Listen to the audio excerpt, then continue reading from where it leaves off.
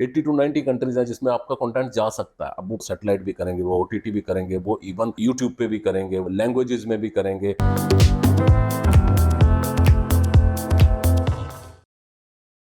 कैसे हैं आप सब लोग? इस वीडियो में आपको बताने जा रहा हूं तो थिएटर के अंदर जब फिल्म चली है उसको प्रमोट किया आपने प्रॉपर वे में। अब वो कितनी चली, कैसे चली, थिएटर में आपको क्या डिस्ट्रीब्यूशन शेयर आया, उसमें से आपका कितना बना, है ना, एज ए प्रोड्यूसर कितना बना, that is a different thing. मगर इसके बाद अब और क्या एवेन्यूज खुलते हैं। देखिए, अगर मैं पहले की बात करूं, इसके बाद डीवीडी, सैटेलाइट। डीवीडी जो था वो एक मेजर सोर्स था इनकम का। अभी क्या हो गया कि डीवीडी तो जीरो ही हो गया ना, ऑलमोस्ट ऑलमोस्ट क्या जीरो ही हो गया ना डीवीडी। लेकिन डीवीडी की जगह ले ली है अभी डिजिटल ने, ऑनलाइन जो होता है ना, ओटीटी आ गए हैं, फिर यूट्यूब आ गया है ना, इस तरह की चीजें। लेकिन आज की डेट में मेजर रेवेन्यू सोर्स क्या हो जाता है? एक तो हो जाता है आपका सैटेलाइट। सैटेलाइट मतलब जैसे जी हो गया, सोनी हो गया, फिर स्टार हो गया, कलर्स हो गया। अगर आपने शुरू में टाइप नहीं किया तो अब रिलीज होने के बाद फिर आप उसको पिच करोगे चैनल्स को, तो चैनल्स डिसाइड करेंगे कि भाई हाँ, इसका बज अच्छा था, ये अच्छी चली थी, तो वो आपके हिसाब से प्राइसिंग देंगे। मगर अगर उसका बज अच्छा नहीं था, प्रॉपर नहीं है, तो वो उसके हिसाब से आपको ऑफर करेंगे, या बोलेंगे हमें नहीं चाहिए भाई। जैसे प्रोड्यूसर क्या करता है, मोस्टली पर्टिकुलर पीरियड के लिए देगा, जैसे 5 साल के लिए ले लो, अच्छा इतना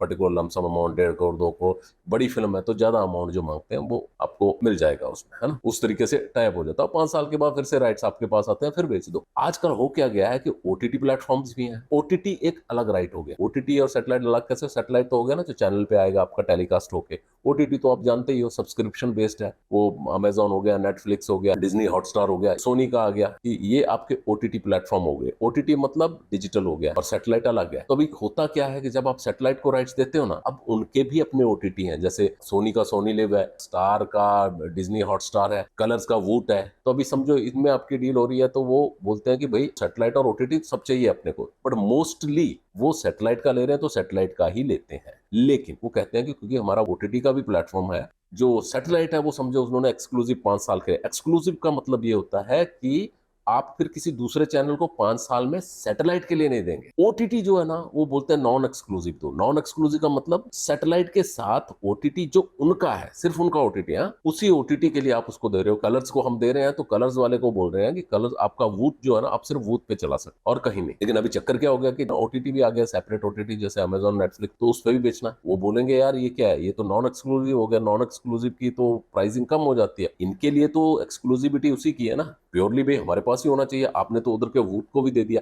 लेकिन वो इस चीज को थोड़ा समझ जाते हैं कि जिसका सैटेलाइट है उसने अपने ओटीटी के लिए ही उसको लिया है, तो वो उस हिसाब से कॉस्टिंग वर्कआउट होती है। तो एक तो आपका रेवेन्यू का सोर्स हो गया सैटेलाइट, दूसरा सोर्स हो गया ओटीटी, या ओटीटी बोले कि मुझे ही चाहिए एक्सक्लूसिव, और सैटेलाइट वाला बोलेगा मुझे चाहिए, क्योंकि अमेजॉन वाला सैटेलाइट लेके क्या करेगा। तो उस तरह से उनको तो एक्सक्लूसिव अपना ओटीटी चाहिए होता है। तो कुछ एक से ये भी बार्गेन हो जाती है कि भाई ठीक है, आपको हमने सैटेलाइट दिया लेकिन हम ओटीटी भी कहीं पे दे रहे हैं, लेकिन ओटीटी को भी एक्सक्लूसिव चाहिए। जैसे कलर्स को दिया समझो, तो बूट के ऊपर आप चलाओगे तो फिर वो उसका अमेजॉन की एक्सक्लूसिविटी थोड़ी तो टाइम के लिए चाहिए ना। तो ऐसा बात हो जाता है कि चलो पहले 2 महीने आप बूट पे रिलीज नहीं करना, उनका रिलीज हो जाएगा ओटीटी के ऊपर, उसके बाद आप उस पर कर लेना। इस तरह से वर्कआउट कर सकते हैं आप। और सैटेलाइट तो उनका फर्स्ट डे से चाहेगा, ऐसा किया जा सकता है अगर वो अग्री करते हैं। नहीं करते हैं तो बात अलग है, देन यू हैव टू, तब तो आपको नेगोशिएट करना ही पड़ेगा ना उसके साथ। सो एनीवेज, एक सैटेलाइट हो गया। सैटेलाइट से अच्छा खासा पैसा मिलता है, अगर आपकी फिल्म अच्छी चली है तो बहुत बढ़िया मिलता है। ओटीटी से भी बहुत अच्छा पैसा मिलता है, और खास करके वही चीज है कि आपकी फिल्म वेल प्रमोटेड है, अच्छी प्रमोट हुई है, उसने थिएट्रिकली बहुत अच्छा किया, तो बात ही कुछ नहीं, तो मिलना ही मिलना बढ़िया आपको। लेकिन अगर थोड़ा कम भी किया तो उस हिसाब से वो नेगोशिएशन करके हो जाता। और दूसरा क्या है कि अभी ये एक्सक्लूसिव ले रहे हैं या नॉन एक्सक्लूसिव ले रहे हैं। सैटेलाइट मोस्टली जितने पीरियड के लिए लेगा एक्सक्लूसिव ही मांगेगा, और जो ओटीटी वगैरह है, क्योंकि डिजिटल के बहुत सारे फॉर्मेट है, तो इसमें नॉन एक्सक्लूसिव भी चल जाता है। बट एक्सक्लूसिव उतने पीरियड तक, जितने पीरियड तक आपने उनको दिया, समझो 5 साल के लिए दिया, 10 साल के लिए दिया, 2 साल के लिए दिया, उतने के लिए वो एक्सक्लूसिव लेंगे। मतलब और किसी को नहीं दोगे आप ओटीटी पे, और उधर सैटेलाइट पे नहीं देंगे। ऐसा एक्सक्लूसिव। नॉन एक्सक्लूसिव होता है कि इसको भी दे दो, उसको भी दे दो, अच्छा अमेजॉन में भी डाल दो, नेटफ्लिक्स में भी डाल दो, अच्छा वूट को भी दे दो जिसको चाहिए। नॉन एक्सक्लूसिव में दे दो, लेकिन उसकी प्राइसिंग बहुत कम हो जाती है। अगर तुम्हारी समझो चैनल पे चल गई, आपने 2 साल के लिए, 5 साल के लिए जो भी दी है, उसकी टीआरपी अच्छी आई, तो ऐसा नहीं है कि अभी आपको उन्होंने कुछ दिया, 2 करोड़ दिया, 5 करोड़ दिया, तो अगली बार कम हो जाएगा, तो अगली बार और बढ़ जाएगा उसका प्राइस सैटेलाइट के लिए, क्योंकि उनको तो टीआरपी पे चलता ना सब। ये सोचते हैं कि हाँ भाई अच्छी चल रही है तो उनको चाहिए होती है, तो सेकंड टाइम लेते हैं। दूसरी में ये हो जाता है कि वो pricing is the main issue, भाई इस प्राइस पे हम लेंगे, अभी वो उनका चलता है, फिर थोड़ा टीआरपी ऊपर नीचे है चैनल का, तो वो बोलते हैं कि हाँ जी अगली बार आगे जो रिन्यू करना है कि नहीं करना वो भी उनके पास है। बट आपके पास भी ऑप्शन है, आप दूसरे चैनल पे पिच कर सकते हैं। उसी तरह से ओटीटी पे पिच कर सकते हैं। ओटीटी अगर नहीं ले रहा, उतना पैसा नहीं दे पा रहा उसके बाद, तो फिर आप नॉन एक्सक्लूसिव भी किसी दूसरे के साथ कर सकते हो कि अभी तुम भी ले लो, तुम भी ले लो, पर्टिकुलर पीरियड के लिए दे सकते हो। फिर उसके बाद यूट्यूब भी है, यूट्यूब से भी रेवेन्यू होता है, मगर यूट्यूब जो है ना वो फ्री वाला है। ओटीटी जो होते हैं वो सब्सक्रिप्शन बेस्ड ओटीटी होते हैं। सब्सक्रिप्शन मतलब उसमें उनको कोई आएगा देखने के लिए तो वो उसकी मेंबरशिप लेगा, उसकी सब्सक्रिप्शन लेगा, फिर उसको देखेगा। लेकिन यूट्यूब में क्या है कि कोई सब्सक्रिप्शन की जरूरत नहीं है, आप फ्री देखते हो। तो अभी यूट्यूब पे अगर आपकी फिल्म आ गई तो वो अपने सबने फ्री देख ली ना, तो बोलेगा काय को ओटीटी पे देखने के लिए मैं जाऊंगा उसके। तो ओटीटी वाले बोलते हैं कि भाई यूट्यूब पे इसको नहीं रखना है, अगर आप एक्सक्लूसिव दे रहे हो तो यूट्यूब के ऊपर तो करते ही नहीं है, क्योंकि आप फ्री वाले में देख लिया किसी ने तो वो दूसरे में कहां से आएंगे। यूट्यूब में तो ये समझो कि जब सब जगह बढ़िया चल पड़ी फिल्म, सब जगह से यूज कर लिया आपने, उसके बाद आप यूट्यूब पे डाल देते हो कि चलो भाई अब वहां से जितना आना है आ गया, अभी नॉन एक्सक्लूसिव किधर किधर देना है। पहले तो बहुत स्ट्रिक्ट होते थे ओटीटी वाले ना कि भाई डिजिटल पे आपने किसी और को दिया तो हम लेंगे नहीं, नेटफ्लिक्स वाले, अमेजोन वाले की बिल्कुल नहीं लेना। लेकिन बाद में थोड़ा सा नॉन एक्सक्लूसिविटी पे भी आ गए हैं, और अमेजोन जो है उसका तो एक अलग प्लेटफॉर्म भी है, सब जगह चल ली तो उसके बाद आप इवन यूट्यूब पे डाल सकते हैं। तो यूट्यूब भी एक रेवेन्यू का मॉडल है, उसमें भी आ जाता है, उतना नहीं आता लेकिन फिर भी अच्छी चल जाए फिल्म तो थोड़ा थोड़ा कुछ ना कुछ मंथली आता रहता है। उसके बाद आपका और रेवेन्यू मॉडल क्या हो सकता है? और रेवेन्यू मॉडल देखा होगा आपने, साउथ की डब होकर फिल्में हिंदी में आती हैं, वैसे हिंदी की भी साउथ में जाती हैं, है ना। तो वो डबिंग राइट्स होते हैं, डबिंग राइट्स बहुत सारे चलते हैं, तमिल, तेलुगु, कन्नड़ा, मलयालम, बंगाली, अलग अलग लैंग्वेजेस में उसको डब करके अलग अलग जगह पे वहां के साउथ के चैनल है वो भी ले लेते हैं। नॉन एक्सक्लूसिव लेंगे, एक्सक्लूसिव लेंगे, उसकी प्राइसिंग इतनी नहीं होगी क्योंकि मेन ओरिजिनल लैंग्वेज है, उसकी ज्यादा होती है वैल्यू, तो लेकिन वहां से भी रेवेन्यू आएगा आपको, और वो भी इसी तरह से कर सकते हैं आप। जनरली 5 years का रेन्यूअल होता है। और रेवेन्यू सोर्सेज का ये होता है ओवरसीज। अभी वो थिएट्रिकल का बात नहीं कर रहा हूँ मैं, अभी बात कर रहा हूँ सिर्फ एंसिलरी राइट्स, जो बाद के राइट्स। देखो कितने इंडियंस रहते हैं बाहर भी, है ना, वहां पे ओवरसीज में भी काफी सारे छोटे छोटे चैनल्स हैं, केबल्स हैं, सैटेलाइट के हैं, फिर डिजिटल है, तो वहां पे अलग अलग राइट्स बिकते हैं। लेकिन उसके अलावा क्या होता है कि वहां के लोगों के लिए भी, जैसे इंग्लिश फिल्म होती है वो उन्होंने बनाई है, लेकिन हम भी तो देखते हैं ना सब, तो वैसे एक्टर्स अंग्रेज हैं सब उसमें, लेकिन फिल्म तो हम देखते हैं ना इंडियंस। उसको कोरियन ड्रामाज आजकल कितने चलते हैं उनका हम देखते हैं, टर्की की चलती हैं उनको देखते हैं। लेकिन इसी तरह से इंडियन जो कंटेंट होता है ना, वो दूसरे कंट्रीज वाले हैं ना, वो डब करके अपनी लैंग्वेज में करेंगे। जैसे इंग्लिश में डब होगी तो बाहर इंग्लिश की काफी सारी कंट्रीज में जाती है, 80 to 90 कंट्रीज है जिसमें आपका कंटेंट जा सकता है। अब वो 5 में गया, 10 में गया, वो डिफरेंट डिफरेंट चीज है, लेकिन जो बहुत पॉपुलर चीज है, जो अच्छी है, मासेस की चीज है, तो वो डब होके हर जगह जाती है। सब कंट्रीज में तो नहीं जाती, मगर कुछ एक कंट्रीज में जहां पे मार्केट है वहां वहां पे वो जाती है, वहां से आपको रेवेन्यू आ सकता है। लेकिन रेवेन्यू जो है वो इतना बड़ा रेवेन्यू नहीं आएगा अनटिल अनलेस बहुत बड़ी फिल्म है और एक्सक्लूसिव है, नॉन एक्सक्लूसिव है। वहां फिर से आप 2 साल के लिए, 5 साल के लिए, 1 साल के लिए वैसे डब करके कर सकते हैं। और मेन जो बाहर जाती है वो ज्यादातर बंडल्स में जाती है, मतलब एक साथ करके ना पूरा टंक जाता है। अच्छा, इंडिया में एक और राइट्स है, कई बार फिल्में आती है ना दूरदर्शन पे, तो दूरदर्शन क्या होता है, उसको राइट्स की जरूरत नहीं होती, वो सीधा बोलता है कि भैया एक बार चलाएंगे इतना दे देंगे। तो टेरेस्ट्रियल राइट बोलते हैं उसको, जो दूरदर्शन पे चलते हैं, वो भी राइट से एक रेवेन्यू हो जाता है, लेकिन उसमें लंबी लाइन होती है, जब आपका नंबर आएगा तब चलेगा। जिनको कोई अवार्ड वगैरह मिला होता है, जैसे नेशनल अवार्ड वगैरह या उस तरह की चीजें होती है, उनको तो शॉर्ट मिलता ही है वहां पे चांस। एनीवेज, वो एक तो जो था वन टाइम वाली चीज होती है, और फिर कुछ पीरियड के बाद आप again you can apply and you can get some amount. अब एक तो चीज ये होगी कि आप एज ए प्रोड्यूसर पिच कर रहे हो, अभी वो ले नहीं ले, आपको प्रोसीजर पता है नहीं पता है। तो दूसरा एक बहुत बढ़िया तरीका है थ्रू ट्रेडर्स, जैसे शेमारू है, अल्ट्रा हो गया, डिफरेंट डिफरेंट जो बड़े प्लेयर्स हैं जो फिल्म्स में ट्रेड करते हैं ना, इनके पास बहुत सारी फिल्म्स हैं पहले की जिनके नेगेटिव राइट्स हैं इनके पास। नेगेटिव राइट्स का मतलब ये होता है पूरे के पूरे राइट्स, मतलब पूरा नेगेटिव राइट ही ले लिया, अभी प्रोड्यूसर के पास कोई राइट ही नहीं है, तो उन्होंने एक बार पैसा दे दिया है बस, उस तरह से लिए हो, तो काफी सारे राइट्स उनके पास है, हजारों फिल्म्स के राइट्स हैं। तो ये क्या करते हैं, ये बंडल कर लेते हैं फिल्मों, क्योंकि इनके पास इतने राइट्स होते हैं, कहां कहां से इसको एक्सप्लॉइट कर सकते हैं ये बेटर जानते हैं, इनको ज्यादा मालूम होता है कि कहां कहां से ये रेवेन्यू निकाल सकते हैं। आप तो करोगे अच्छा सैटेलाइट में डाल दिया, ओके जी, ओटीटी में बात कर लिया, लेकिन इनको और भी छोटे छोटे, जैसे और मैं राइट्स बताऊं आपको तो इन फ्लाइट राइट होते हैं, जहाज में जाते हैं ना तो वहां पे भी फिल्म दिखाते हैं, उसके भी राइट्स अलग बिकते हैं। ऐसे मल्टीपल राइट होते हैं, और ये पूरा साल इनका यही काम है, क्योंकि इनका बिजनेस ही वो है कि इनको बेचना है, जो भी कंटेंट है उसको कहां कहां से रेवेन्यू जनरेट कर सकते हैं। इनके अपने चैनल्स हैं, यूट्यूब चैनल्स भी खोल रहे हैं,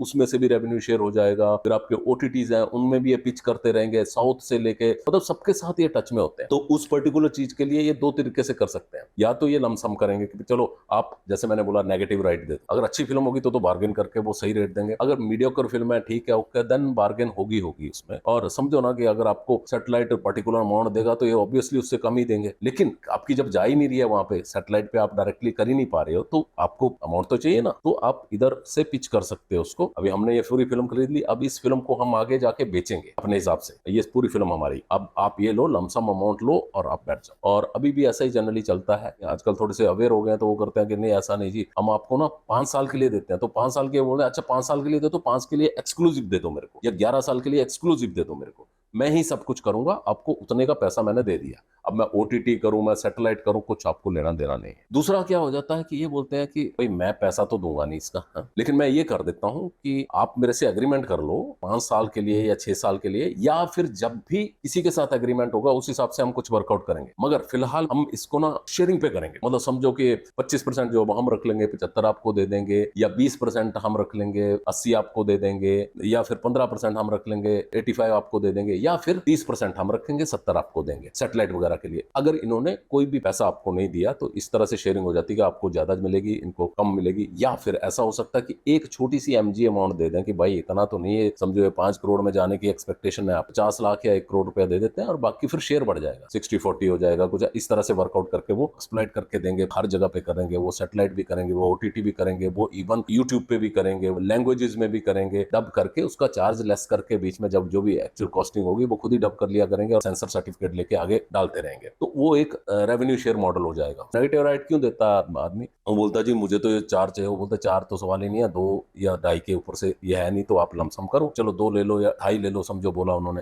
तो आप 2.5 के लिए आप बोलोगे यार नहीं, वो बोलते हैं 2.5 के चल 2.25 पकड़ना, सारे के सारे राइट्स ही मुझे दे दो। उस टाइम जो प्रोड्यूसर्स है वो कई सोचते हैं कि हाँ जी भाई चलो यार 25-50 जो भी मिल रहा है एक्स्ट्रा ले लो, क्योंकि उसको इमीडिएटली चुकाना होता है, उसके ऊपर भी कॉस्टिंग्स होती है ना काफी। वो बोलता है कि चलो कुछ तो रेवेन्यू आ रहा ना मेरे हिसाब से, अगर ऑब्वियसली कुछ एमजी मिलता है आपको और उसके बाद शेयरिंग में जाते हो तो बहुत धीरे धीरे आएगा, लेकिन लंबे टाइम तक आता रहेगा। तो किसी पीरियड के लिए शेयरिंग हो सकता है, या फिर जिसको बोलते हैं परपिचुअल। परपिचुअल का मतलब होता है कि फॉर एवर, 99 ईयर्स काउंट करते हैं एक्चुअली में, बट वो फॉर एवर ही बात हो जाती है। तो उस हिसाब से वो क्वार्टरली आपको शेयर करते रहेंगे रेवेन्यू आपके साथ। पहले पहले तो क्या होता था कि बच्चों के लिए जैसे किड्स चैनल और जीसी, जीसी मतलब जनरल एंटरटेनमेंट चैनल, जैसे सोनी, स्टार, कलर्स, ये सब हो गए। फिर किड्स चैनल कौन से हो गए? टर्नर के हो गए, कार्टून नेटवर्क हो गया, डिज्नी हो गया, पोगो हो गया। तो किड्स में दे दिया समझो, तो हमने किड्स को बोला कि आपको एक्सक्लूसिव है, हम किसी दूसरे किड्स चैनल को नहीं देंगे, लेकिन जीईसी को दे सकते हैं, जनरल एंटरटेनमेंट को दे सकते हैं। लेकिन अभी क्या है, उनके जीईसी और किड्स चैनल भी आ गए ना, तो वो भी पैकेज वैसे करते हैं। जैसे अभी कलर्स का है, कलर्स का निक है, डिज्नी ने स्टार को ले लिया है, तो अभी डिज्नी स्टार, तो उसका भी एक बच्चों का चैनल है। तो अभी वो चीजें नहीं चलती। मेजर जो सैटेलाइट चैनल है वो हमेशा एक्सक्लूसिव लेंगे, भले 5 साल के लिए या बाद में रिन्यू कर देते हैं। तो ये रेवेन्यू मॉडल चलते रहते हैं मार्केट के अंदर। और आपके पास अगर फिल्म के राइट हैं, समझो एक फिल्म बनाई, 2 बनाई, कल को 5-6 फिल्मों के राइट हो गए, तो उसको आप एक्सप्लॉइट कर सकते हो over the period of time, आपको उससे रेवेन्यू जनरेट होता रहेगा।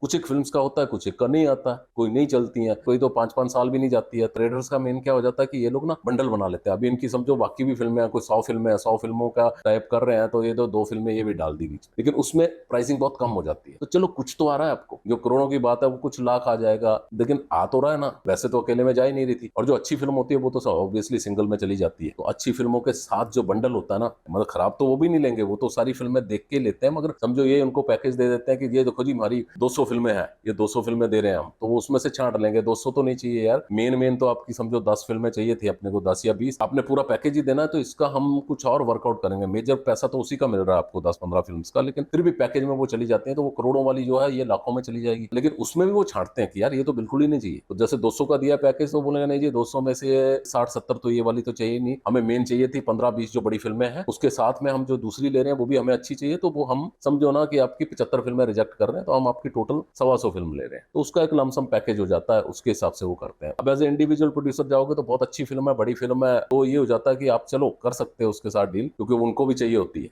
लेकिन अगर वो फिल्म नॉर्मल है, मीडियोकर है, तो बेटर है कि उनके थ्रू जाओ, हो जाए अच्छी बात है, ट्राई कर सकते हो हर जगह। ओवरऑल मुझे लगता है कि एक्सक्लूसिवली अगर आपको ना एक्सप्लॉइट करना अपनी फिल्म को, तो ट्रेडर्स हैं ये लोग जो है ना, कि बाहर भी काफी जाते हैं। आप भी जा सकते हो, लेकिन बाहर बहुत बड़ी मार्केट्स लगती हैं ओवरसीज में, तो उन मार्केट्स में जाते हैं। उस मार्केट के अंदर इनकी इतनी बड़ी लाइब्रेरी होती है जिसमें इतनी फिल्में हैं इनकी, कोई ना कोई फिल्म, गाने, कुछ ना कुछ वहां पे चलता रहता है, डब लैंग्वेज